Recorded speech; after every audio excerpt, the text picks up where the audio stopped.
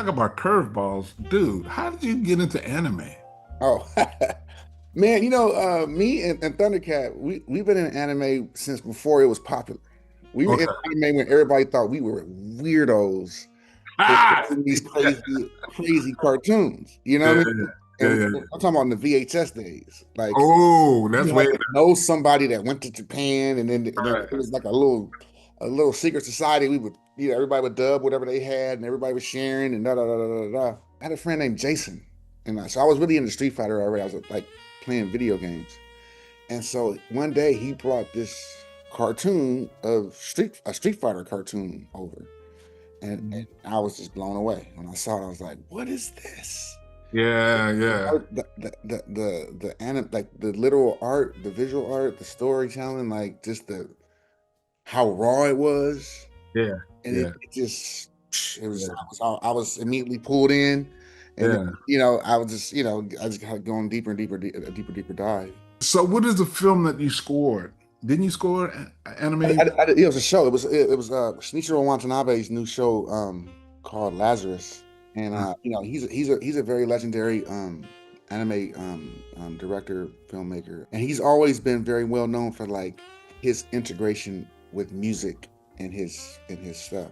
So like Cowboy Bebop was like it's like this really high octane anime show and film where he uses a lot of jazz, Mm, like real fast swinging, like yeah. um, and it's like so he's kind of always been on. But he had another one called Samurai Shampoo where he is integrating like hip hop, even in the show, like the way that the samurais are kind of moving, and so he's very much like a very musical guy. So I was a big fan. So Mm. they called me. They said, "Yeah, there's an anime director that wants you to do some music for him." I was like, "Oh, okay, okay. Who do you got?" And he was like, "Shinichiro Watanabe." I was like, "Say it again." He's like the Quentin Tarantino of Yeah, anime. yeah, You know what I mean? He's yeah, like, I yeah. was, I was super psyched. It was like, my manager got mad at me because when we did the initial meeting, they're like, "Yeah, so we want to know if you would be interested in doing the show." I was like, "Yes, I'm interested." They're like, "Monty, wait a minute, let me negotiate."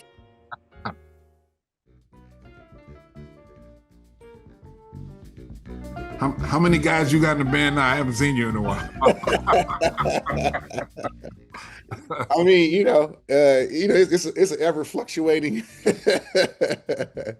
I mean, I have been doing a little bit different thing. Instead of the two drummers thing, I've been doing a drummer, and then I've been having DJ Battlecat, who plays percussion and like turntables and like talk box, and he's just like a whole musical, like a mix up. It's like because he's a guy that we all grew up. He did all the Snoop, all the Dog Pound, like just a West Coast kind of production legend.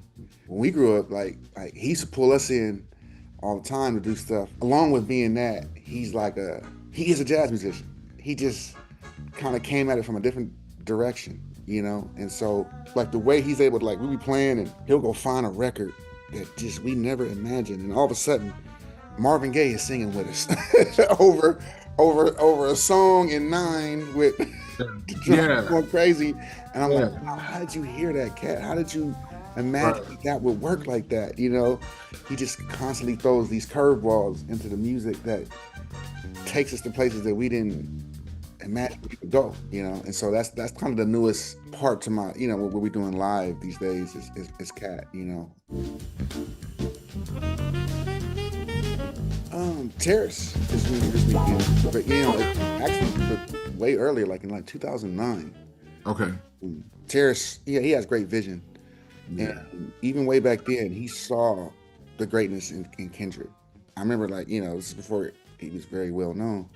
Terrace was like, man, this dude is John Coltrane of rap. He Mm, flipped the whole thing, and he played me mm, some of the stuff that I was working on. And I was like, wow, yeah, he's this is crazy. mm. And I just kind of saw the development happening. And then, when Good Kid, Mad City came out, I was like, yeah, he did it. he said he was going to be that, and Yeah. he is that. So I was a huge fan, had been a fan for years. And then when they were working on To Pimp a Butterfly, Terrace hit me up. He asked me what I was working on. And so I played him the Epic just before the Epic came out.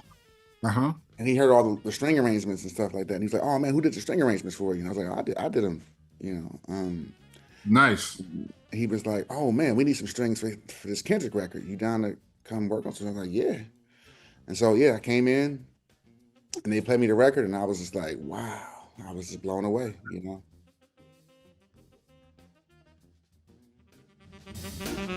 What's the future look like for you? What are the things you're excited about doing that you probably haven't gotten an opportunity to do just as of yet?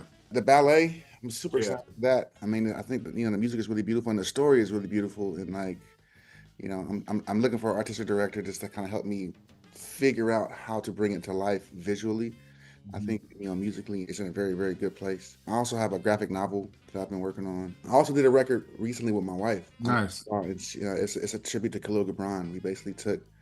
We took the Prophet, his book The Prophet, and we took his book called The Madman, and we kind of made a introspective kind of like where these two people who seem like they're the same person are kind of talking to each other. And so we took his words and basically set them to music. You know, that was a different thing because it was like, you know, it's these like long poems, and so writing these songs and melodies to kind of fit these words and have it, you know, I was almost like, you know, tapping into my Stephen Sondheim, uh, you know, self to kind of do that, and that was a fun, different kind of thing that I never done before like that.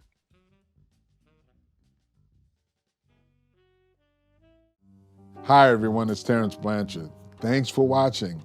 If you enjoy these videos and concerts we post every week, you can support this work by becoming an SFJAZZ member. Members are the heartbeat of SFJAZZ, our superfans who love and celebrate this music. Yes, members get some cool perks too. But members really fuel everything we do at SFJAZZ. All the education programs we do in the community and at our building. All the world premieres and boundary-pushing programs that happen on our stage. And of course, all the videos and concerts you can now watch on SFJAZZ at home, bringing access around the world. We hope you join. It's easy to sign up. You know what to do.